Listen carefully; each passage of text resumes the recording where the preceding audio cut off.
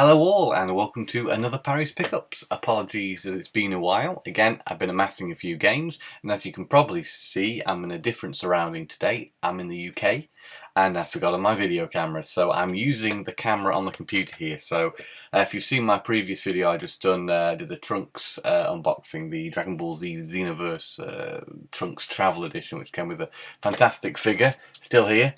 There he is, Trunks in all his glory. I'm hoping the lighting's a little bit better than in that video, as I've opened the blinds. So let's, without further ado, get into it. And we'll start off with a haul of Wii games and PS2. So we'll start off with the PS2, there's two of them that I've picked up recently. The first would be War of the Monsters. This was recommended by my good friend Maddie. Thank you, Maddie, for recommending this one. It looks fantastic.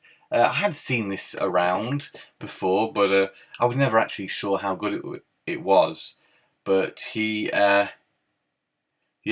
told me this is a great game, and so I'm very happy to have picked that up for a reasonable price.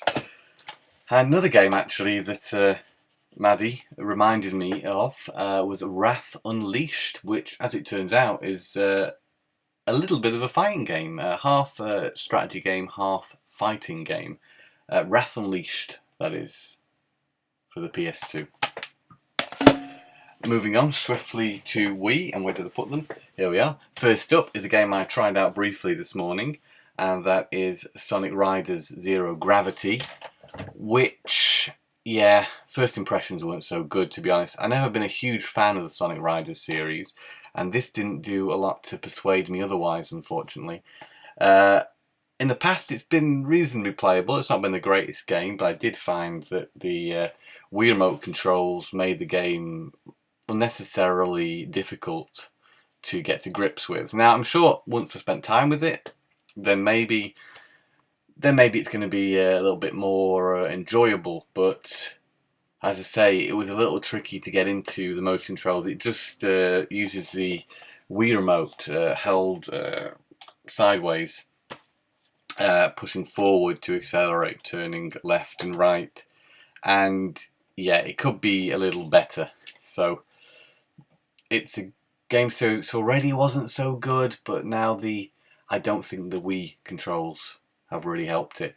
But yeah, I love Sonic. Sonic's one of my favourite video game characters, if not the favourite. And I was curious to see what the Wii version of Sonic Riders was going to be like. My curiosity has been satisfied, but unfortunately I can say it's not a game I'm too excited to go back to. Oh, that's a bit of a... Is there anything better here? Let's see. Shaun White Snowboarding. Okay, so basically I come to a point with my Wii collection where I think I was reaching like 150 games for it, and I was thinking, was there anything else that's worth playing on the Wii? And so recently I've had a focus on sports games. I enjoy a good sports game, and I was thinking, have I got any snowboarding games for the Wii? I couldn't think of any off the top of my head.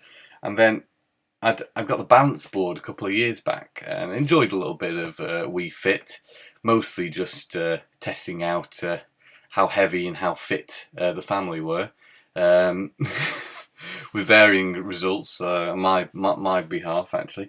But saying that, I haven't had much need to use the balance board, but this game uses it.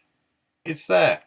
And I'm looking forward to playing this, actually, quite a lot. Unfortunately, I haven't had the opportunity, as I'm only home in the UK for the weekend, so it's been rather busy, so I've not been able to try it, but sure, that's Shaun White Snowboarding. It has had good reviews from what I've read. And next up is another sports game, one that I actually previously owned, and one that does, again, use a balance board, and that's Academy of Champions Football by Ubisoft. I can confirm this is a good football game, because I say I previously owned it, but I sold it. Yes, so was it that good? Really, why did I sell it? Well, it's a good question.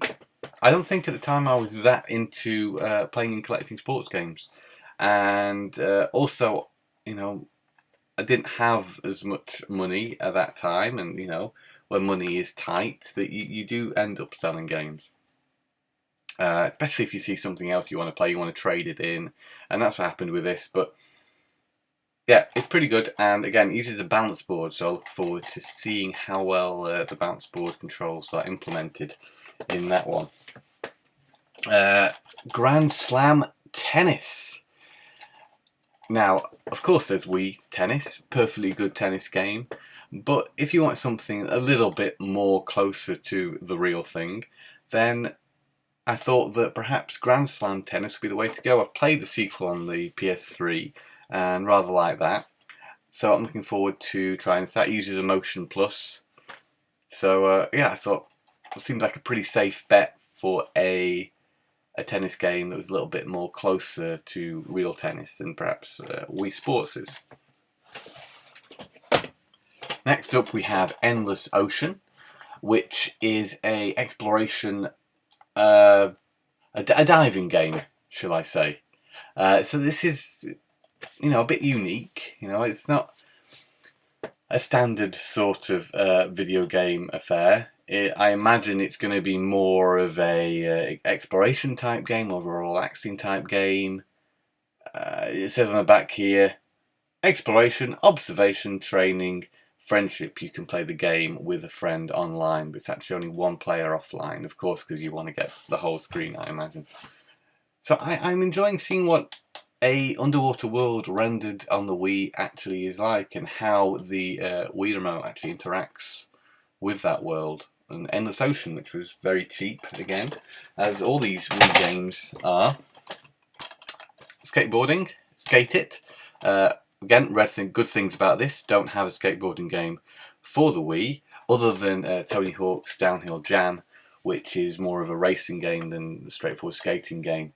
And again, continuing a trend, this uses the balance board. So again, I look forward to trying that one out.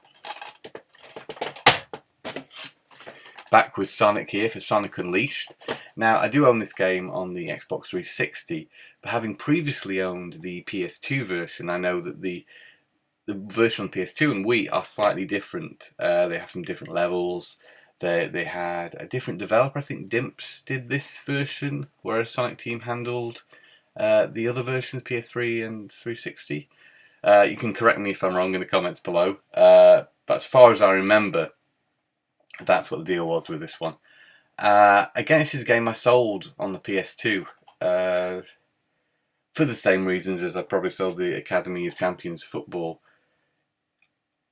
It's not the greatest Sonic game out there, but actually playing the 360 version, it does have a lot of nice features, and it's not bad by any means. So it's well worth checking out. That's Sonic Unleashed for the Wii. And lastly, we have Castlevania Judgment. Now, I love a good fighting game, as many of you will know, and I do happen to collect them. Castlevania Judgment is one that passed me by. I was always aware of it, but I was always told it was a bit poo. But, I'm willing to give it a chance. It's steadily going up in value, unfortunately, so I did feel that it was probably the right time, if I wanted to take a chance on it, to pick it up. So exactly what I have done here. It was one of the more expensive Wii games I purchased. It was actually £14. Maybe could have got it cheaper elsewhere had I shopped around, but compared to some of the other listings on eBay, £14 was reasonably good. So yeah, I'm going to give that a go. And like Sonic Unleashed, actually, it's got a nice range of control methods there. Wii Remote and Nunchuk, Classic Controller and GameCube, and that's similar to Sonic as well. It's got the same sort of setup. It's always good to have a bit of choice in your controls. And that brings me to the end of this little video. That was Wii and PS2. We're going to be back for more. We're going to look at some imports as well, so stick with us, and bye for now. Game on.